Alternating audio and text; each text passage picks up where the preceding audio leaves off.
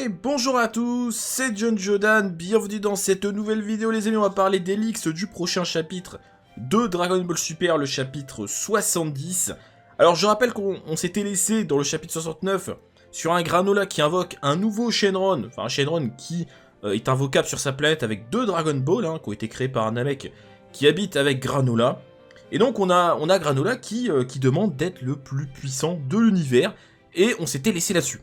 Le chapitre se terminait comme ça en mode que va-t-il se passer? Je vous avais dit, si jamais le dragon exauce le vœu tel quel, c'est bullshit, c'est de la merde, c'est n'importe quoi. Parce que je rappelle que Polunga dans l'arc-bout à la fin, il précise bien, je ne peux pas rendre plus fort Goku quand Dende lui demande de lui redonner ses forces. Il a bien dit, je ne peux pas le rendre plus fort, je peux juste lui remplir ses réserves. Alors déjà, vous allez voir que là, c'est encore différent, mais tout de même, spoil, il va pas réaliser le vœu tel quel.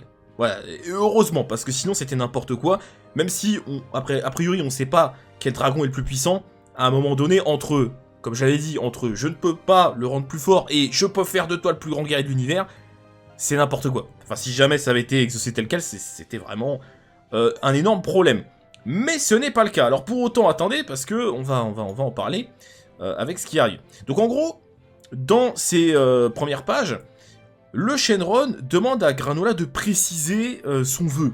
C'est-à-dire, qu'est-ce que tu veux vraiment? Enfin, tu veux devenir le plus fort, c'est-à-dire, et en gros, et ça aussi c'est assez intéressant, il dit, tu veux devenir le plus fort de l'univers à l'exception des dieux. Ça c'est une première chose, et c'est très important parce qu'après tout, dans l'univers, et ça je vous l'avais dit, je l'avais soulevé ce problème, bah il y a Beerus, il est dans l'univers, à la limite Whis aussi.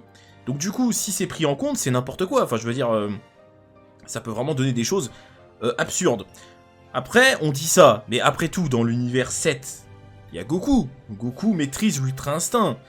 Goku, pour moi, et c'est quand même assez évident, à ce stade-là, est au minimum, et je suis gentil, je dis bien au minimum, aussi fort que Beerus, voire même plus fort, théoriquement. Donc, même si on prend pas en compte les dieux, bah, c'est un petit peu tendu. Alors la question, après, pour aller encore plus loin, est-ce que Goku est considéré comme un dieu? Parce qu'après tout, le Super Saiyan God, même si on retourne à ça, c'est une transformation divine. Donc Goku, dans ses différentes transformations divines, est un dieu Saiyan, Vegeta pareil. Alors du coup, ils sont considérés comme un dieu ou non? Comme des dieux? En vrai, je pense pas, parce qu'à mon avis, il faut référence aux dieux. Ah, les dieux, quoi, dieu de la destruction et compagnie, mais après tout, on n'en sait rien. Après tout, les amis, on n'en sait rien, ça se trouve... Goku et Vegeta sont exclus de ce vœu. C'est pas précisé.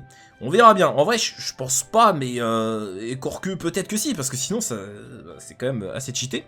Bon, donc, il demande de reformuler précisément le vœu, et il lui dit qu'il ne peut pas le rendre plus fort que son potentiel latent.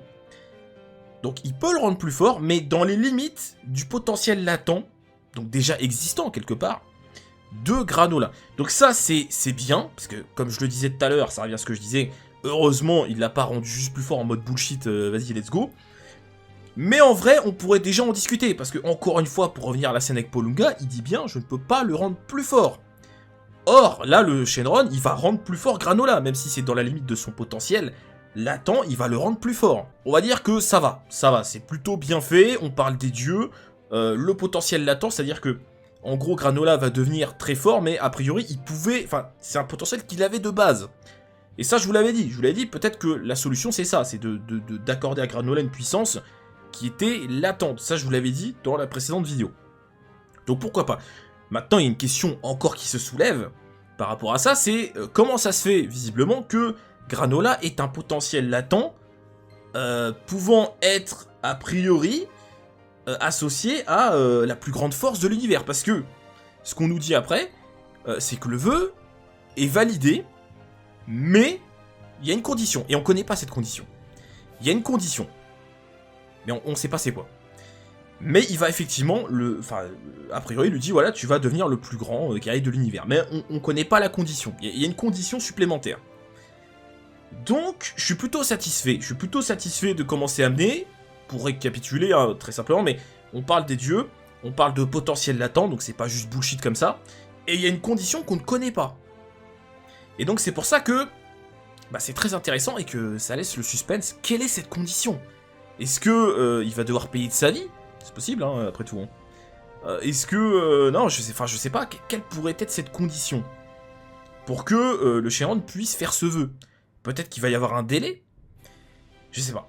Les amis, n'hésitez pas à me dire en commentaire vos théories sur le sujet, mais quelle est cette condition? Donc du coup ça me plaît, parce que c'est pas aussi simple que ça, heureusement. Voilà, on n'est pas dans la facilité, genre, c'est bon, allez, tiens, hop. Voilà, donc c'est bien, j'aime bien. Franchement, j'aime bien, il y a du mystère. Bon, alors ensuite, on passe très rapidement avec Vegeta qui essaye d'apprendre le Hakai. On voit qu'il pète un rocher, mais en fait, il l'a pété avec son ki. Donc, il l'a pas pété avec l'énergie de destruction comme Beerus peut le faire, comme il le fait juste ici. Il y a du petit dialogue. Bon, Goku qui fait une tête, somme toute... en fait, Goku, là, depuis quelques chapitres, à chaque fois que je le vois, on le voit pas beaucoup, Goku, mais c'est un peu normal, parce que il n'est pas sur le devant de la scène. Là, on est plus sur Granola et, dans une moindre mesure, quand même, Vegeta qui s'entraîne. Et à chaque fois qu'on voit Goku, c'est un plan en mode oh, je suis ahuri, je comprends pas ce qui se passe. Ça m'agace, mais bon, bref. Ouais, regardez, non, mais regardez, à chaque fois qu'on voit Goku, il fait une tête de con. En mode je comprends rien à ce qui se passe. Ouais, bon, là, à la limite, ok, mais ça m'énerve. C'est dingue, quoi. Pourquoi? Et même là, regardez, à chaque casque, les 90% des casques qu'on voit dans ces premières pages, Goku fait une tête de con à chaque fois. Donc, ensuite, on a quoi? Bon, comme information, finalement, on a le poisson oracle qui répète le fait que le plus puissant guerrier de l'univers va bientôt s'éveiller. Et Vegeta dit, ouais, bah, il parle de moi. Bon, ça, pourquoi pas, évidemment. Ça fait plutôt bien le taf. Et puis c'est à peu près tout, hein, au niveau de la scène ici, ils s'entraînent, il y a un petit dialogue entre Goku et Whis en mode ouais, ça te fait peur que Vegeta s'entraîne et tout à ce truc-là? Du non, bah non, justement, bon ça oui, ça y a pas de souci, hein. Au contraire, je pense qu'il est excité à l'idée d'un prochain combat face à Vegeta, ça pourrait être très intéressant, mais... Donc ça, y a pas de souci, mais juste arrêtez de lui faire des têtes de con H24, Toyotaro, je sais pas, à un moment donné... pourquoi tu le fais pas une tête badass en mode... En mode voilà, excitation, son rival, parce que même si ils sont amis tout ça maintenant, ils restent quand même rivaux. Voilà, excitation, voilà, visage badass en mode il a hâte, plutôt de lui faire une tête d'ahuri qui comprend rien à rien. Hein, non, je sais pas, non, c'est pas possible. Bon. Bref, on arrive aux dernières pages, les deux Dragon Ball qui se dispersent, hein, les amis. Et là, Granola, cheveux longs, ultra badass, j'adore, j'aime beaucoup. Et qui soulève un rocher, bon, rien de très impressionnant, je rappelle que bon, Freezer il savait déjà faire ça, voire même avant, c'est des trucs qu'on avait déjà vu, mais c'est tout. Ça s'arrête là. Par contre j'adore, le Chara Design, là avec les cheveux longs, vraiment super. J'ai l'impression qu'il a pris de la masse aussi, hein. N'hésitez pas à me dire si vous êtes d'accord, mais j'ai l'impression qu'il est plus stock qu'auparavant, hein, il me semble. J'adore, franchement là, en plus les cheveux, ça me fait penser un peu au SSJ3 forcément, même s'il n'y a rien à voir, mais... j'aime beaucoup le Chara Design, les amis. Alors la question c'est, est-ce qu'il est devenu le plus fort? Je sais pas, donc plein de mystères les amis, des premières pages qui m'intéressent énormément, si on met de côté les têtes d'abrutis de Goku, mais ça on a l'habitude dans Dragon Ball Super, franchement j'aime beaucoup. Donc voilà les amis, pour ces premières pages, n'hésitez pas à me dire en commentaire vous ce que vous en avez pensé, vos théories, tout ça. Et puis, on attend le chapitre complet, évidemment, qui sortira avec le V-Jump. Donc, la semaine prochaine, normalement. Voilà tout. Sur ce, un maximum de pouces bleus. On n'hésite pas à s'abonner si ce n'est pas déjà fait. Des bisous à tous. À très bientôt. Salut!